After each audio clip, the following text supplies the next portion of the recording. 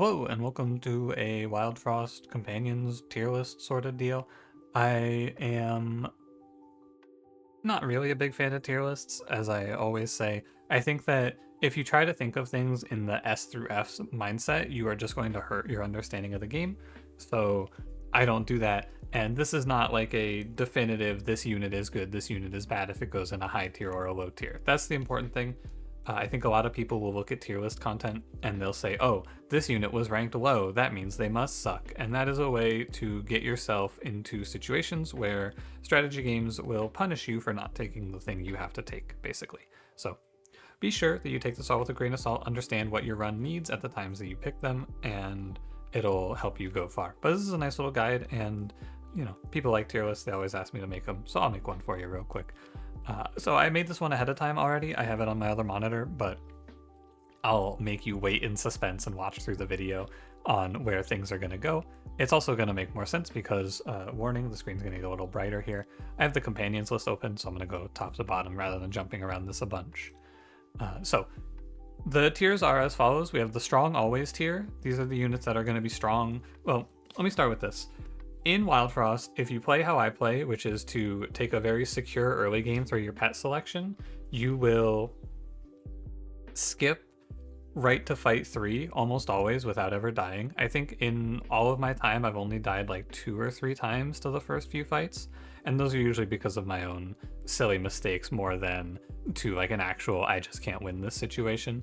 So in my mind, the early fight that you want to be strong into is the first major boss, and the late fight that you need to be strong into is the final boss. And everything in between, barring some really unfortunate luck with charms or things like that, which can happen, of course, you will usually walk right through. You know, barring like Nova in the Ink or Bone Cats sort of deals, right? But those are special cases that you hopefully have something in mind for, but doesn't come up too often anyway. So something that's strong always is going to be good at getting you through the first major hurdle of Bamboozle / Infernoco, and is still strong and powerful towards the end of the run. Something that's weak early isn't necessarily good or is not going to do great into the first major boss, but will scale really well into fighting the Frost Guardian. Something that's strong early is good at fighting the first major boss, but bad at fighting the Frost Guardian. Things that are super contextual are just going to need me to explain context of the unit. They're like, basically the good when they're good, bad when they're bad tier, and then weak always is just for the shitters. So let's get to it, shall we? Let's begin. First off is Alloy. Alloy is super contextual. So first of all, companions. Alloy is a 12 HP, 6 attack, 5 turn counter. Usually 5 turn counter is really bad, but Alloy is more of a tank than a DPS, so the damage output is just nice. She also has 1 bomb, which means that she takes +1 damage from all sources unless you cleanse it off.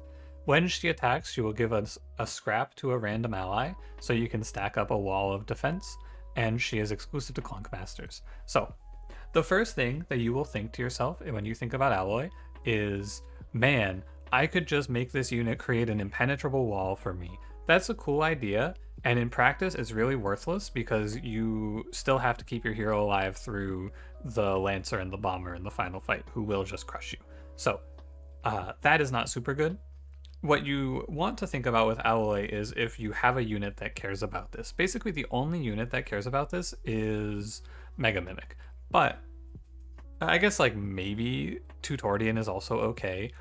You can do some cool stuff with Alloy where you stack a bunch of multi-hits and then scale your units up a bunch, but because it's random, it limits how many clunks you can put out and it gets kind of awkward. So basically, Alloy is like okay, but not for her effect. She's good because she has a high health pool and does decent damage, and she can extend your early game a little bit with adding HP to Junkhead, that is. But realistically, unless you're really sure that you need something out of her, like, or can do something out of her, you're probably just gonna throw her away pretty quickly. But she's okay. I don't think she has a really strong early though, so I think she's just contextual on if you feel like you have a clunk that really wants her to boost them. And maybe as a later pickup, she could be okay. Next up is that the Baker? Why is he here? Oh, the Baker's not on this list. Ooh, 1 second. Let me pause this and go find an updated list. I didn't realize. Be right back. Okay, I went and I looked around a little bit, and there's no list with the new units on it that I can find. So I'll just tell you what they do. The Baker is a 9 HP, 0 attack, like he doesn't have an attack, I believe, unit, who has a 4-turn timer, and I think he has Spark, actually, as well. Yeah, he does have Spark, I know that. And what he says is, make a Skull Muffin. Skull Muffin is a new item in this update. It says, Zoomlin, which is single-use Noomlin, and consume, kill an ally. This unit is super contextual, and the context is if you have Snuffer, you click on this guy, basically. They added the Snuffer Mask, which is a 4 HP summon that says +1 attack to all allies when dies and if sacrificed, or when sacrificed, and resummon this if it was sacrificed. So the only thing that I can think of that you do with this is place it and then kill Snuffer a bunch. I actually have no idea what else you would ever do with this. So if you have Snuffer Mask, I think this guy's good because 9 HP is good. Otherwise, he just fills your deck with a bunch of actual garbage you cannot play.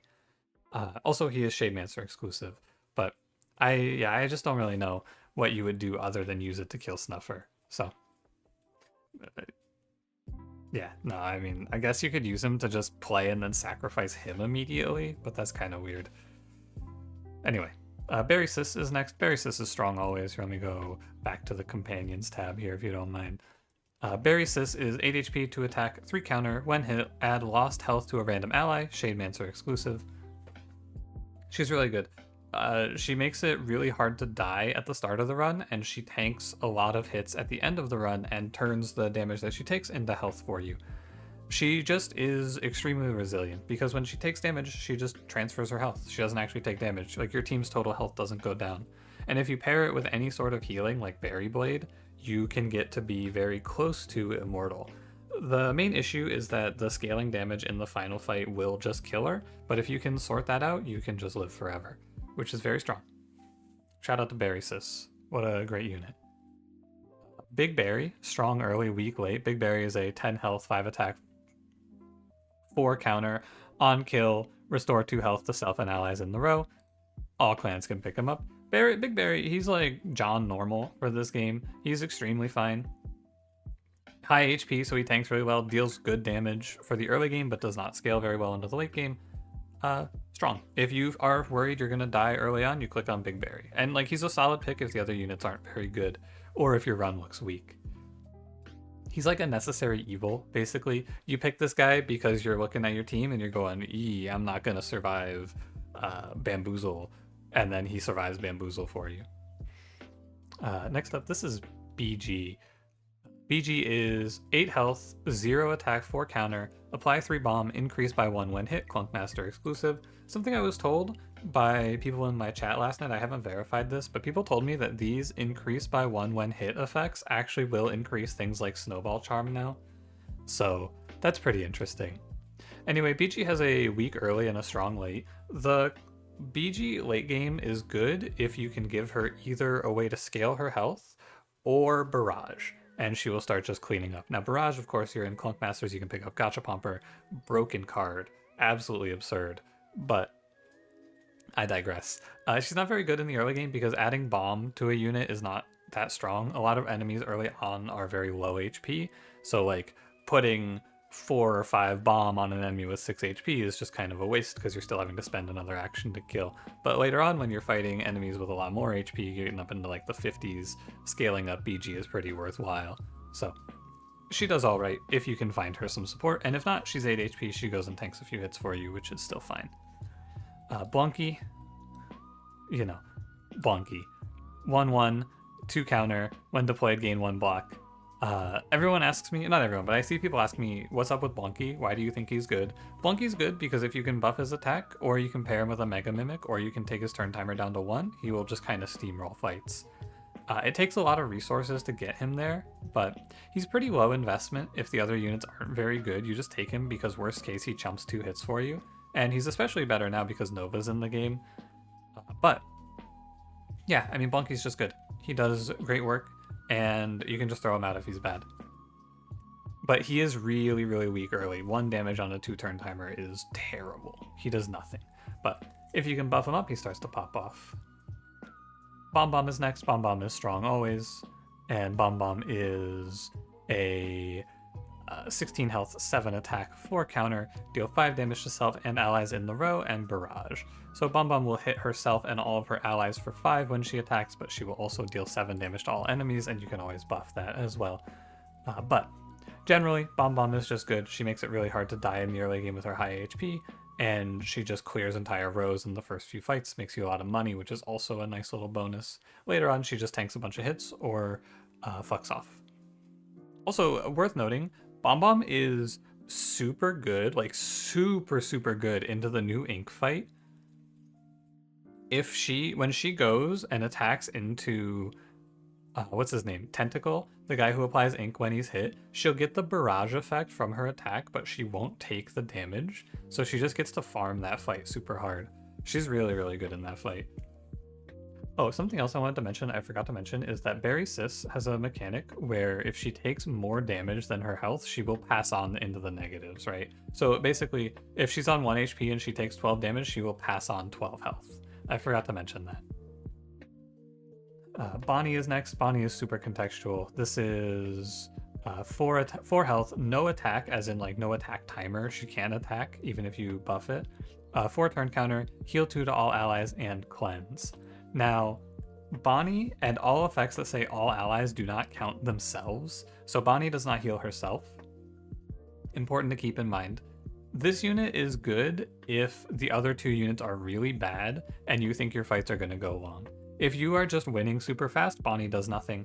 But in Wildfrost, in every base deck except for Shade Mancers, you don't have a way to get health back. Damage is permanent. So having some form of sustain if you get trapped into a super long fight with someone like Infernoco or Bamboozle can really bail you out.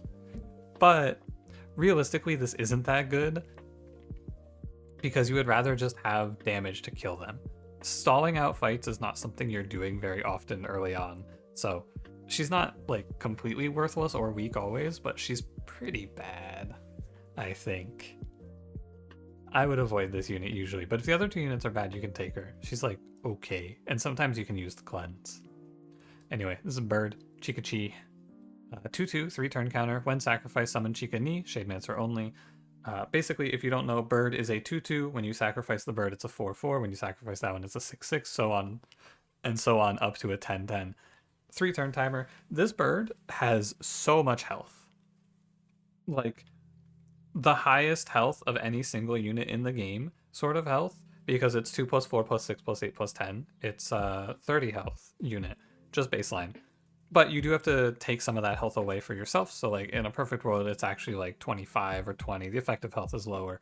But on top of that, you get this like 8 or 10 damage hit in every now and then. When you get an 8/8 on a 3 turn timer, this unit kind of goes crazy. So basically, high health unit does a lot of work for you early on to just live because the health battery gives you so much to play through.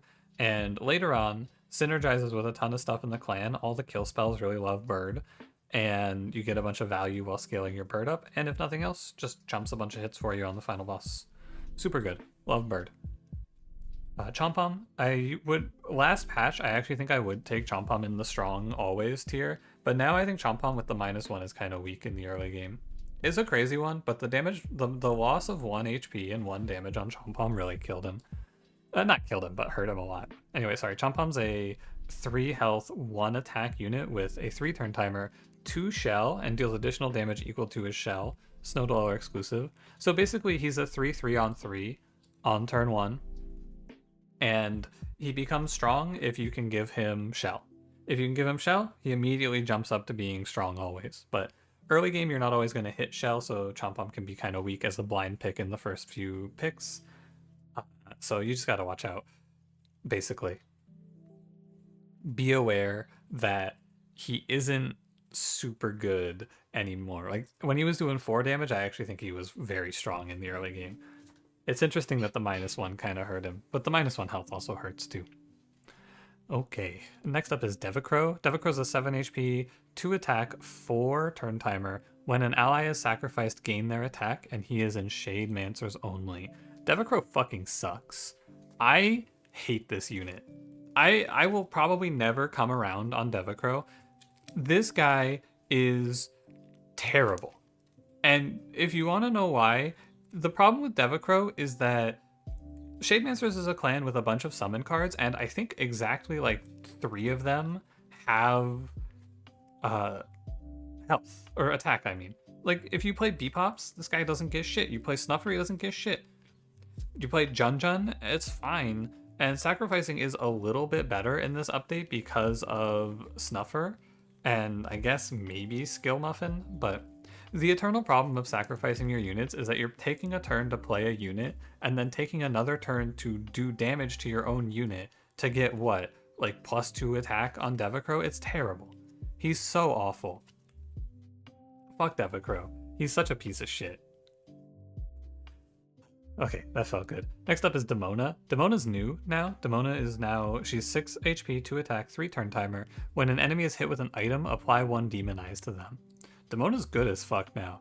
She is extremely strong in the early game. I think she's okay in the late game, but she doesn't have any like big time carry potential. Mainly what she does is give you a little bit of a damage boost, but for 6 HP, I don't think I would like to say I want to keep her into the final fight. But she's really good now. She's kind of strong.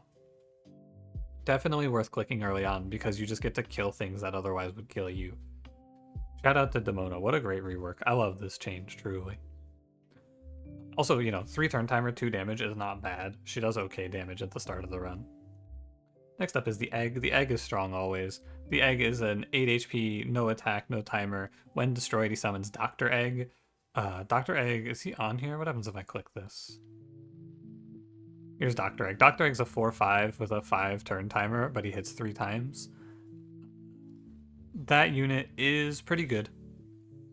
Basically, pretty strong. The big thing is that the Egg is not a specifically sacrifice event. The Egg is summon Dr. Egg when destroyed, so it gets to tank 8 damage for you without any like requiring or babysitting. You just set it off to the side and it tanks, and then you get this guy who pushes 15 damage in 5 turns for you, which is a ton of damage. You do have to do a little bit of protecting, but you can stall for a long time in this clan. So he does a great job of winning you the early fights because he pushes so much damage, and then later on he's a great tank, can tank a ton of hits for you, but probably you're not going to be pivoting around him. Firefist is next. Firefist is a 12 HP, 2 attack, 5 turn timer. When health is lost, gain equal spice. That's Snow Dwellers only. This unit is strong in the early game and weak late. Basically, 12 HP is really good. She gets a few good hits in every now and then, and she can kill 1 or 2 priority targets for you, which is good. But 12 HP is a huge amount of health for the early game. She lives through so much shit, and then she gets to do damage for it too. I would not keep this unit into the late game for anything other than a chump blocker, but you can use her to just take like 3 or 4 hits in the final boss, and that's fine. She's just not like great for it, you know? Okay, Fizzle is next. Fizzle is 5 HP, no attack, 4 turn timer. She hits 3 times with her 3 frenzy, and she applies 1 bomb per hit. She's very much weak early, strong late. Her damage output's super low. 4 turn timer to do what is effectively 3 damage is not very good. But if you get something that synergizes like a Mimic, a Bombarder, Gachapomper, anything like that, she really starts to tear through enemies. And she definitely has one of the highest caps in the game in terms of damage output. If you can take her bomb numbers up at all, like there's a lot of ways to make Fizzle just win you the game, pretty much. Barrage, turn timer reductions, damage increases will work even, increase the bomb, give her more units that hit behind her, bombarders and mimics, things like that. She just kind of goes crazy. But you do have to get out of the very weak early game with her.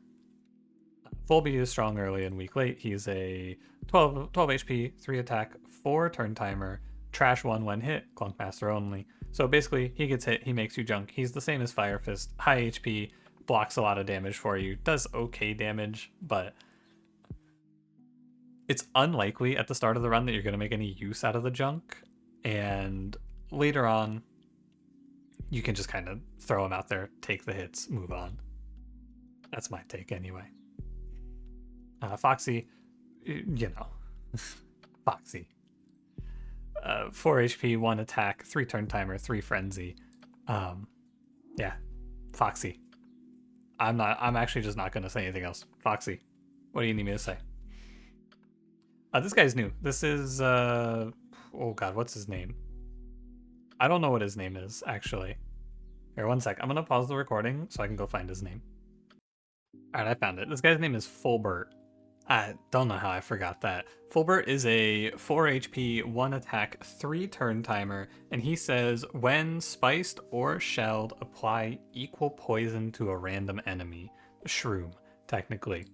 I think Fulbert has a strong late game potential, and I think that he's a really cool design. The problem with this unit is that he is unclickable at the start of the game. Like, I've been saying weak early game, like, oh man, this guy's kind of weak in the early game. Chom Pom, he's not that great. It's 5 HP, 3 damage on a 3 turn timer, that's not great. Fulbert is fucking worthless at the start of the run. Like, I need to really drive home. This guy, he's different.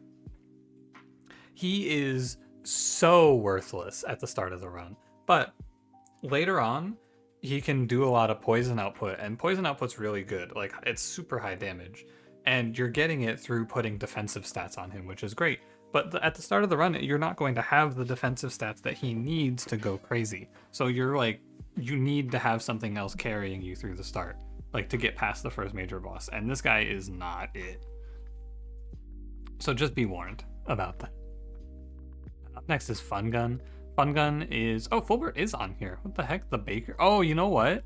I bet the Baker is under T, isn't he? Yeah, T for the Baker.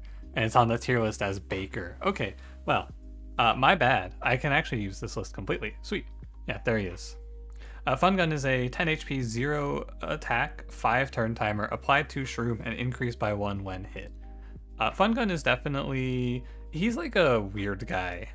I'm gonna give him strong early, weak late, but he's like, he can carry you in the late game, but it's kind of hard. Like, he requires so many resources that I just wouldn't really consider it, because you have to be able to scale his poison up to a point that matters and lower his turn timer and give him multi-hits. So you can, and like, you can win with any of these units in any position, I think. It's more of like a practicality thing. Practically speaking, Fun Gun is going to come into the run, he's going to have a lot of HP, he's going to put some poison on some enemies for you, and then he's going to leave. And then in the final boss, he's going to die. And that's fine too. I don't mind Fun Gun too much, but he's like, he is probably the most susceptible to the negative charms, because if he gets his turn timer increased by 1 or his health reduced, this unit is unclickable. So I haven't been getting to pick Fun Gun too much lately. Next up is Gojer. Gojer is definitely also a strong early. My first opinion of Gojer was this guy's fucking terrible, but he's actually not so bad. Gojer is a 7 HP, 0 attack, smackback hero, and when he attacks, he deals damage equal to his health. This is post damage taken, so if he takes 1 from his 7, he will do a 6 damage smackback. He's fine at the start of the run. I really thought he was terrible when we first started out, but smackback's really good, and he can just kind of punch back into the backline of the first few fights and crush them for you, and he gives you a little bit of a multi-kill angle. If you combine this with some sort of HP up, like you get an early pinkberry juice, he'll carry you for a long time. But I think it's unlikely that he will take you all the way to the end of a run. But he can show up at the end of the run and tank a few hits for you, which is nice. Groff, I think Groff is definitely a weak early, strong late character. Groff is 6 HP, 5 attack, on reaction, and the reaction is trigger when an ally is sacrificed. She'll hit twice, so 5 times 2 every time an ally is sacrificed. Groff gets good once you have a good number of units to sacrifice. At the start of the run, though, you're only going to be sacrificing Junjun, so she's really, really slow and does no damage, because it's hard to play Junjun and not use Junjun as a chump blocker at the start of the fights. So I think that Groff gets better, especially once you get more crowns, so you have less time spent on setup. You can put more time into just putting out Junjun. This unit goes super crazy with that new item Snuffer, though. Super, super crazy. Haze Blazer. 10 HP, 0 attack, 5 turn timer. Apply 1 haze and deal 3 damage to self. Look, man, I'm gonna keep this tier list practical. Haze Blazer fucking sucks. There's a world, there's a universe where this unit is broken, because Haze, this unit cannot be changed, I think, because Haze is such a strong effect. It's so hard to make Haze Blazer good, but I'm okay with him being dog. You put this guy with a gotcha pomper, and he just wins. He actually just kills everything. You can't stop Haze in any way. So You got to be super careful with Haze Blazer, and I think there's a lot of ways to make him just solo runs for you, but it's way too much effort, and practically speaking, he's just gonna die. You could maybe get away with him early on, but he does no damage is the problem. You're doing your damage through Haze, and that's really inconsistent. You have no control, so stay away from this guy. But, you know, if you like to experiment and fuck around, play him. Have fun. Okay, Jumbo. Jumbo is a weak early, strong late sort of guy. Jumbo is 13 HP, 1 attack, 3 turn timer. He has barrage, and he hits the guy behind him.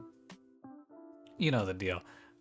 My man, he does 1 damage on barrage. It's not very good, but he's a barrage hero on a 3 turn timer, so if you buff his attack, he solos the run. I will say, you have to, if you are newer to the game, be sure that if you pick Jumbo, you're careful with him. Like, he's gonna kill you. There's a lot going on in Wildfrost. It's very hard to keep track of everything. He's gonna kill you. Just be ready for it. Also, as far as I can tell, they fixed all the Jumbo bugs. This man has not crashed my game in 2 patches, so God bless. Colonel's strong always. I don't care about the nerf. Colonel's 8 HP, 3 attack, 4 turn timer. When hit, apply 2 shell to ally behind. I don't care about the nerfs. Colonel's still good. 8 HP, and he turns his health into more health for the unit behind him. Super good. Love Colonel.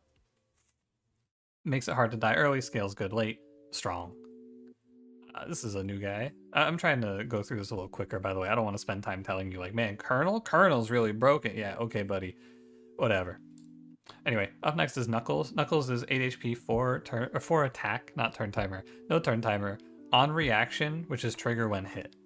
So enemies hit into him, he attacks the front enemy. I first thought this was weird smackback. This is actually the Mawjaw effect.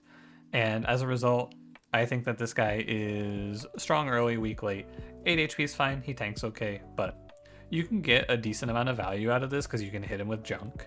So you can rocket a bunch of damage out real quick, and you can punch through the early game super well because there's a lot of low HP, or low attack enemies with low HP. But as time goes on, enemies start hitting harder, getting hit is becoming worse and worse, and then at the end of the run, he's just completely worthless. Maybe you could do some sort of, like, I don't know, Zoomlin wafer bomb barrel play, and then just play 8 junk on him. Good luck. If you play Zoomlin wafers on a bomb barrel, you probably already won. Kigo is next. Kigo is a 7 HP, 2 attack, 5 turn timer. When a card is destroyed, gain +1 attack. If you have watched previous tier lists, you know I would put this guy in weak always, but I think he gets to be put up into the super contextual tier. I think that Kigo has a slight redeeming quality in this update, which is Needle, which we'll talk about when we get to him. But the existence of Needle, I think, opens up a different build in this game that Kigo is actually good at. So he gets a pass. I'm not super happy to say it, but he's okay now. You need to play him in this one specific setup where you are generating and destroying a ton of junk. And it's not easy to hit that setup, but Kigo, he's not terrible at the start of the run. So you can get away with him. He's not, like, actively hurting you. I wouldn't say he's strong early, but he's not, like, actively killing you at the start of the run, which is fine. Lil Barry. Dude. Lil Barry, 8 HP, 2 turn timer, 4 attack. When healed, gain +2 attack. I'm actually going to put Lil Barry in super contextual. I originally put him in the first time I did this tier list. I put him in the weak early, strong late tier. Going off of intuition, I've had like 0 good runs with Lil Barry. You can hit the pieces for Lil Barry, but it's so hard. And baseline, this unit is just basically, he's not going to help you early game, but he's not going to hurt you. 8 HP is fine. It's just so hard to hit anything. He has a bunch of good things. You know what? No, I'm going to move him up. I'll put him in the strong late. There's so many things that are good for Lil Barry. You can give him that new charm that gives you heal 1 when hit. You can give him Heart Mist Station. There's like a bunch of healing cards. I just always miss them, so it feels weird. But I think on paper, he should do pretty well.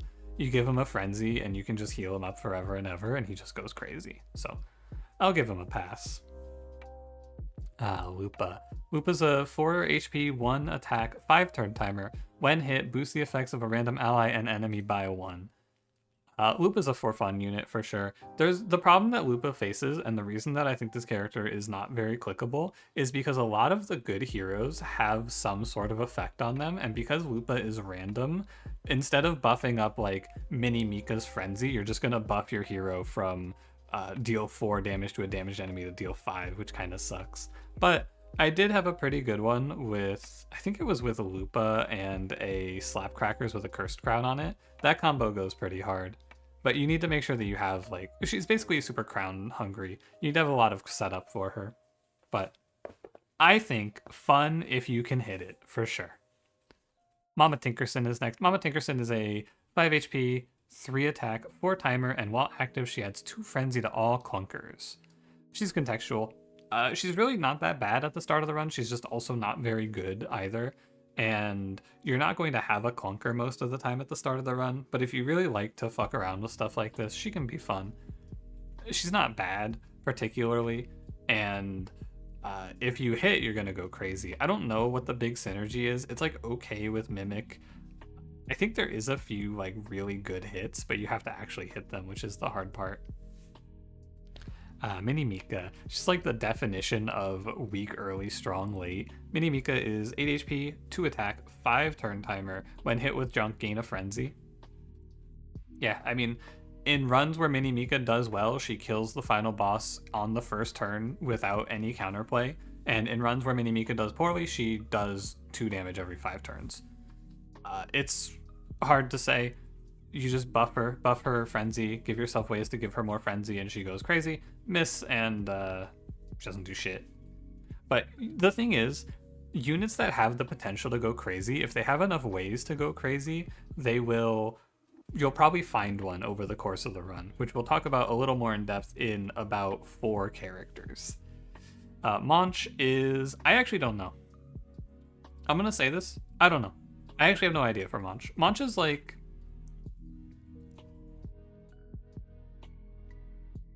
I'm gonna go weak early, strong late for Munch. Final answer. The issue that Munch faces is that he's so dependent. Like, Munch is run warping in a way that no other unit is. Munch demands that you shift the entire run to meet his criteria, right? You need a steady supply of units to feed into him, and you need a way to make sure that your hero never has to be stuck behind Munch, because as soon as that happens, you die. Sorry, companions. Munch is 6 HP, 2 attack, 4 turn timer, and before attacking, eat allies in the row, absorbing their attack and health. He scales, and he's one of the only good scaling options in Shade Mancers, but you need to have something to feed him. Otherwise, he's just a 6 HP idiot that gets flattened. In a perfect world, you give him some form of smackback or multi-hit, and you stick either Bird or Snuffer Mask behind him, and then he gets to eat multiple hits per round or per attack. He'll eat like 16 HP with double Snuffer, or he'll eat 2 stages of Bird for you, and those are very good situations. But Munch requires you to pivot your whole run around him in a way that no other unit in the game does. So it's kind of hard to say. He's not particularly strong or weak at any point. He's as strong or weak as the run allows him to be. So I don't know. The Gnome is like definitely the same as Blunky.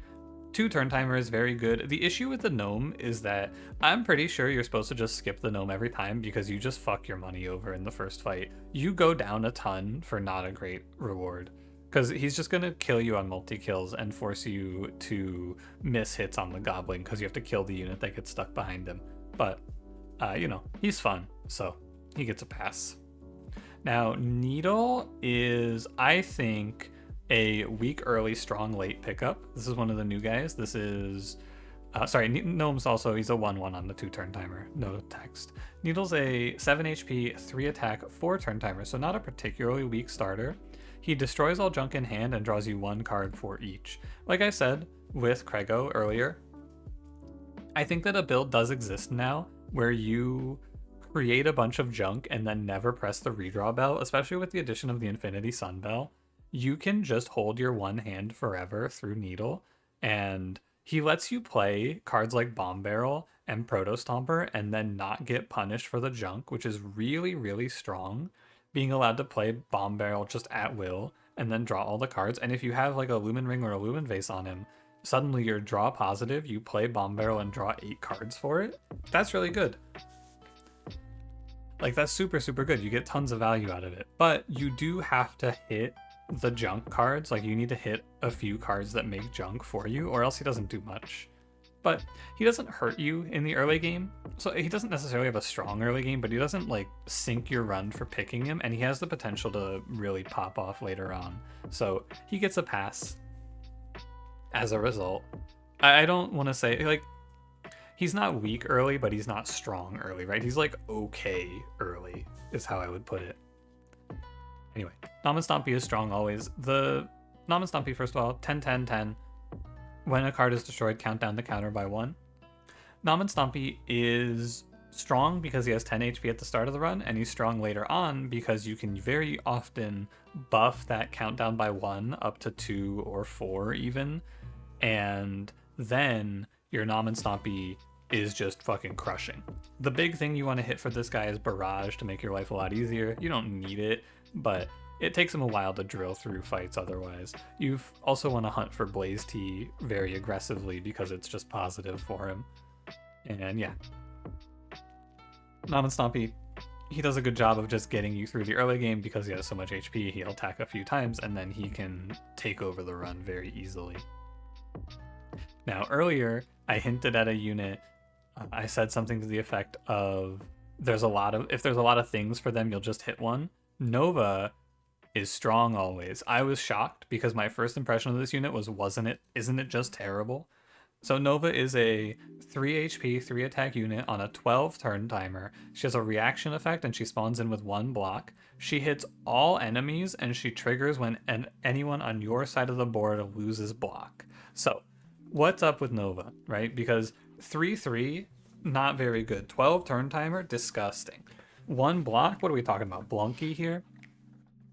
The thing about Nova is that there are a near infinite number of things that make her just solo win you the game. If you buff her attack, she wins you the game. If you change her turn timer, she wins you the game. Balance Charm, the new Sunglass Charm, she wins you the game. You add more block to your team, Blunky, Ice Dice, the block charms, she wins you the game. But the thing is, she's not weak at the start of the run. Because the big thing that kills you in the first major boss is enemies stuck behind that just pummel you, and she hits them. She hits them for 3 in the worst case, and that's enough to let you just finish them off with your cards. So Nova is just crazy. I was so wrong. I thought she was bad until I realized that you can give her pretty much anything, and she just goes nuts. Find Blaze Tea, find multi-hit, find attack buffs, find more block, find Balance Charm, find Sunglass Charm, find buff charms. Like, there's crazy amounts of things for Nova. It's probably to the point where she might just be the strongest unit in the game, which is just crazy because when I first looked at her, I thought she was fucking awful. But that's why we don't make our assumption. That's why we just figure shit out as we go, pretty much. Yeah, crazy, right? Up next is Pento. Pento is 7 HP, 2 attack, 5 turn timer, and he retains Spice. This dude, I think, is fucking irredeemable. He's so bad. If he was a 4 turn timer, I would be willing to put him into the stronger late sort of tier, because it's okay that he has this anti-synergy with Pepper Flag. You're not always going to see Pepper Flag, right? So you can play Spice on him, and then if you see Pepper Flag, you can just pivot him off to a better unit. 5 turn timer is so slow that you just get mobbed, and this clan isn't good at letting him hit multiple times. So 7 HP is also terrible. I think this unit is irredeemable. Do not click on Pento. Pooty. I fucking hate Pooty. I'll put him in contextual. Pooty's a 1-1 on a 3 turn timer. When he is destroyed, he adds 1 frenzy to a random ally. Pooty requires you to commit like 3 crowns to him, because you need to crown him and a card to kill him and probably like Lumen Vase to buff him. It's a lot of resources to commit, and I don't know. I just don't like it very much. It's okay because Frenzy is good, but you're a lot lower on health, and Snowdwellers is already a clan that is naturally kind of squishy, so Pooty kind of fucks you up. Now, obviously, if you have good defensive options in your build, it's okay. You can play like Pinkberry Juice or Shell Shield, but very often you don't want Pooty buffing Random Frenzy into your hero, so we don't love it. Pyra, I think Pyra... I'll give Pyra contextual. I don't know. You could say Pyra's weak always. It's close. Pyra is 6 HP, 4 turn timer, add 4 spice to the ally behind. She's basically just good with Foxy. There's not a whole lot else. She's okay if you have like a pepper flag, I guess, but 6 HP means she's not a very good tank. 6 is the threshold. 6 is where you're too low on HP. 7 is right on the border. 8 and up is what you want. But at 6 HP, she's just kind of like, oh god. She just falls over, and 4 spice, it's like a 4 turn timer for 4 damage, but the 4 damage is not spread, it's focused, and you don't really want to focus your damage. I'd rather do 1 damage 12 times than 12 damage 1 time in almost every fight that isn't named Fight 5 Bone Cats. So, you know. It is what it is for Pyra. I don't think this unit's all that good, but if you have Foxy, she's okay. And I guess if your hero has Frenzy, she's also okay. Yeah, those are the 2 cases. Next is Roibos. Roibos is a new guy. 7 HP, 2 attack, 4 turn timer. When hit, add +1 attack to ally with the lowest attack. Roibos is...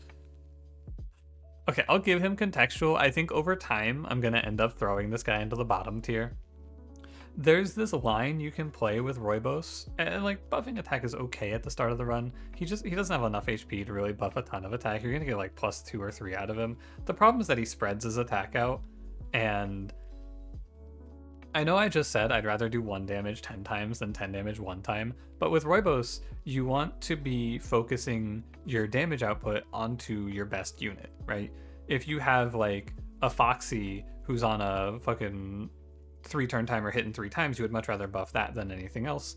And I don't like the way that Roibos spreads his damage, especially because it's going to put some damage into your leader, and that's usually really worthless. However, that being said, I think that Roibos has some use cases if you can buff his numbers on his plus attack. He just really isn't that good at the start of the run, and I think he would require too much to be worthwhile in the late game. He's like a mid-game hero maybe, but I think mid-game is worthless, so I don't know. I think this guy is probably just worthless, but I'm willing to put him here for now, and maybe my opinion will shift over time. I only feel like it's going to trend downwards though. Skaven's 8/5, 3 turn timer, trash 1 when he attacks. Skaven is strong early, weak late. Strong damage output, very fast. 5 damage on a 3 turn timer is very good. 8 HP, he tanks a ton. The trash is tough, but sometimes you want the trash for the new synergies, like with Knuckles or with Needle. So Skaven has a lot of good value. Mainly, he just makes it super hard to die at the start of the run, though. And also holds a Durian Charm extremely well. Shelly's old news. 4/1, 3. When enemy is killed, apply 3 shell to the attacker. You know, she's contextual. If you need defensive options and you are like 100% sure that the other 2 units in the pick are really bad, you can play Shelly because she puts a little bit of defense onto someone who's going to be otherwise kind of fragile. It's nice for the mid game, but on-kill effects are really worthless at the end of the run. And she's not particularly good at the start of the run either, because on-kill effects aren't very good into Infernoco, because usually you have to use items to kill the enemies behind Infernoco and Bamboozle, because, you know, it's kind of hard. Shelly does have a nice bit of synergy with Bom Bomb in the early game, though, so there's something there at least. But, you know, I'm not willing to say she's strong early because she plays well with Bom Bomb. That's silly. Okay, Shen is 6 HP, no attack, 4 turn timer, apply 2 overburn, and increase by 1 when hit. Shen is stronger in the late game. What you need for Shen to be good is you need some form of health increase. You need to be able to make this guy not die, because 6 HP is really bad. But if you get there, he pushes a ton of damage. He pushes like an absurd amount of damage. He can really take over if you get there. So he has some room to carry. You just need a lot of ways to keep him alive, and by extension, keep your hero alive in the final fight. Snobble is 5 HP, 2 attack, 4 turn timer, apply snow equal to damage dealt. I debated on this one for a little bit. I wasn't really sure where I wanted to give this guy. I'm going to put him in the weak always tier. He just is super underwhelming. The problem that Snobble faces is that his little gimmick is that if you buff him for 2, he will pick one snow-resistant enemy, or non-snow resistant enemy, sorry, and he will just lock them out of the game. And it's really hard to say anything positive about the guy who is about as good as Snowcake. It's tough, man. Maybe give him a barrage and he goes off, but I don't really see it. It's a lot of resources to invest in a guy. I don't really like it too much. Snobble's better, cooler friend, Snoffle here. 4 HP, 4 timer, apply 1 snow to all enemies. That goes in the strong always tier. Every 4 turns, you get a free turn. It's pretty good. And if you ever find yourself in the position, you can always buff Snoffle up to a point where he creates 4 snow or lowers turn timers down lower, and he'll just lock every non-snow resistant enemy out of the game, which it turns out is pretty good. I don't really feel like I need to explain this. Splinter, 444. When deployed, copy the effects of a random enemy in the row. I'm also going to talk about Spoof at the same time. I've not seen this unit, but I can already tell you, 2 HP, 5 turn timer, summon a bootleg copy of a random enemy. So a bootleg copy, I believe, means he summons them with random stats. Let me see what this says, actually. As the card is deployed, its health, attack, and counter are all randomized between 2 and 5. Okay. Anyway, both of these units are terrible. They're super fun, and I encourage you to enjoy yourself if you like playing with them. I think there's a lot of great stuff to do copying enemies, but at the end of the day, I mean, come on. You know, I do not want to sit here and shit on your fun. Please feel free to have fun if you want. But, yeah. These guys are not very practical at the highest level. Okay, also, if you want my opinion, I think this unit could actually be good if he had Spark. I think he should just come with Spark. Taiga is strong early, weak late for sure. 8 HP, 4 turn timer, 2 teeth, and gain 2 teeth every 4 turns. Many people will say to me, hey, well, first of all, let me say, I'm not going to rank the pets in this because I think that ranking pets alongside companions is a waste of our time. You don't pick them in the same way. They're not comparable in any way. My quick thoughts on the companions, pick Spike. And if you don't want to pick Spike, pick Bushu. Anyway, people will say you must love Taiga, right? She's the same as Spike. And the answer is not really, because Taiga is a unit that you have to pick from a draft, and Teeth, I can just get it from Spike. The issue with Teeth is that in the end of the run, you will basically never be in a position where your Teeth scale faster than the damage output of the final bosses, so you just don't bother. It's almost impossible. You would need so much to go right to not just outright die to the Crusher, you know? So don't do it, but early game, yeah, Teeth is good. Kill backliners, very strong. Be very aware though, if you click Taiga, you have a new major threat looming over you, and his name is King Moko. If you are playing like Spike Taiga and just limping through the early game like this, and you're dominating all of these backliners and then barely killing bosses, you're gonna get your shit rocked by King Moko. He's going to obliterate you. It is not close. So just be advised, you probably want to pick something up. It's nice because you're in Shade Mancers, you can spam Jun-Juns for him. Just, you know, be sure you're keeping track. Tinkerson Jr, 8 HP, 3 attack, 3 turn timer. While active, add junk to all, or add his attack to all junk in your hand. Tinkerson is good if you have a way to buff him, and that's about it. It's like, you should probably not play Tinkerson, but he is fine in the early game at 8 attack and 3 damage on a 3 turn timer, so you can. And the very specific late game combo is Tinkerson plus Snowcake plus Pengu Charm, and then you can go, and I've only done this like once or twice, but you can go Crown Snowcake, Crown Tinkerson, Crown Lumen Vase Tinkerson to 23, and then find one more way to freeze him so his attack goes up to 30, and then when your junk deals 30, you one-shot the backline of the Frost Guardian fight, or the final fight, the Frost Gang, the Junker fight, and then you just kind of win, because as soon as you start hitting 30s with your cards, they fall over. Tiny Tycho, he's the 2 HP, 1 attack, 4 turn timer. He starts with a Frenzy, and when he's hit, he gains a Frenzy. So Tiny Tycho, first of all, is not Mini Mika. I see people get these guys confused very often. Tiny Tycho gains Frenzy whenever he's hit by anything. He is weak early, strong late. Contextually, you need to buff his attack and you need to buff his HP so that he doesn't die. The big thing that buffed Tiny Taiko was the addition of Cursed Crowns, because you can play Cursed Crown Shellbow and he gains HP and attack off of that, which is super good. But, you know, he's good when he's good. You don't really need me to tell you about that. Toaster, strong early, weak late. Toaster is a 9 HP, 3 attack, 3 turn timer, 2 frenzy. Sorry, 9 HP, 3 attack, 3 turn timer. Yeah, I said that right. 2 frenzy. So he deals 6 damage on a 3 timer, which is super good. He adds consume to all items in your hand. Basically, at the start of the run, he's strong enough to just crush through every fight and you can just burn out all the cards in your deck super fast. At the end of the fight, or at the end of the run, you just kind of throw him away. You put him out, he tanks his damage, he dies. Just be aware that the consume effect will run you down. But he's kind of nice at the end of the run because you can just throw him out and have him chomp a few hits and then eat off bad cards like gear hammers that are left in your deck. It's nice for the final boss, but not like, I wouldn't be picking him and going, oh yeah, baby. Because what if you... The issue is you don't have control over what you're eating. So like if you need to freeze and you have him out, you just have to recall him, which is tough, but fair. Tusk is next, 525, that's 5 HP, 2 attack, 5 turn timer. While active, add 3 teeth to all allies. Nothing's changed about this guy. Strong early, weak late. You put teeth out, he makes it really easy to get through the start of the run. Same as Taiga, don't die to King Moko.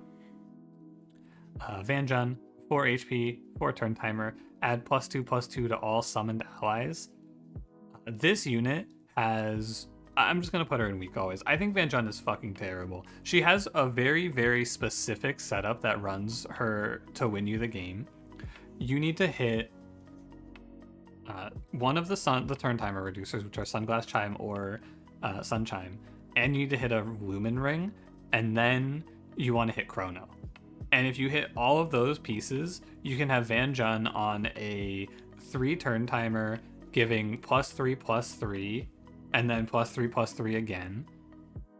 And then if you buff it with Lumen Vase, it can go up to 6/6, right? So if you assemble all of the pieces of Exodia, this unit is good. And the problem is that you cannot play her at the start of the run. She is so weak because she's still 4 HP, and at best she's giving 2/2 to a Jun. Very bad. Maybe if you have a summoned Fallow leader, you could play her, but maybe.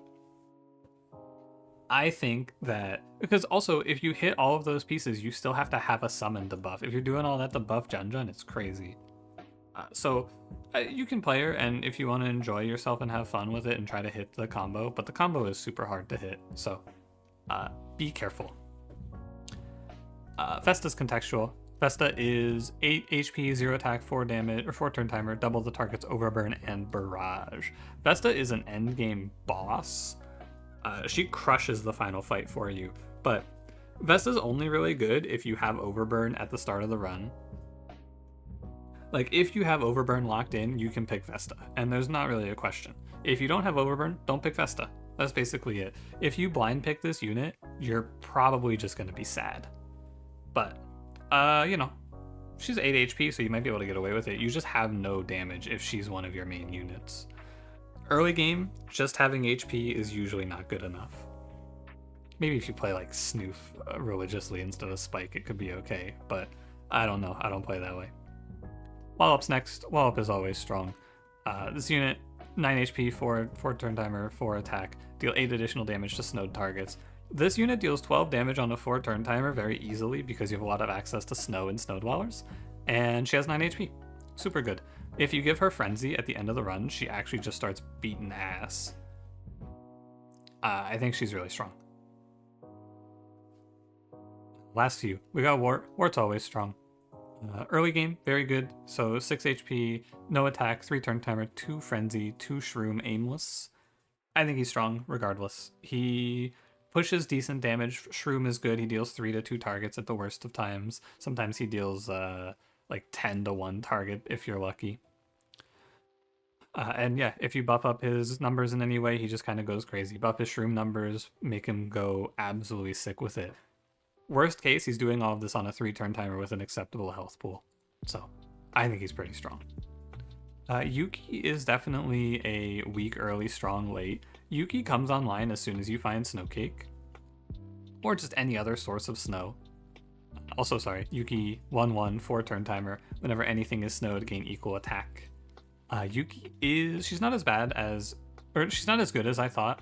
She's good, but early on in the run, 2 snow sticks does not scale her very well, and 1 HP is dastardly. The good thing about Yuki is that if she dies, you don't actually take a loss for it because she doesn't take anything from being injured. So that's kind of nice. But you basically just give Yuki Frenzy and you find a few copies of Snow, and then she just blows out fights. And even without Frenzy, she'll just blow out fights for you. It's just easier if you find it. Last one, Zula. 7 HP, no attack, no turn timer, because she's a reaction effect. Apply to overburn, trigger when an enemy is killed. So, your first impression and my first impression of this unit were probably the same. This has to be the single worst thing they've ever put in this game, right? Incorrect. I was wrong. This unit demolishes the start of the run. It's crazy. I did not correctly estimate it because she can chain off of herself. That's what I was unaware of.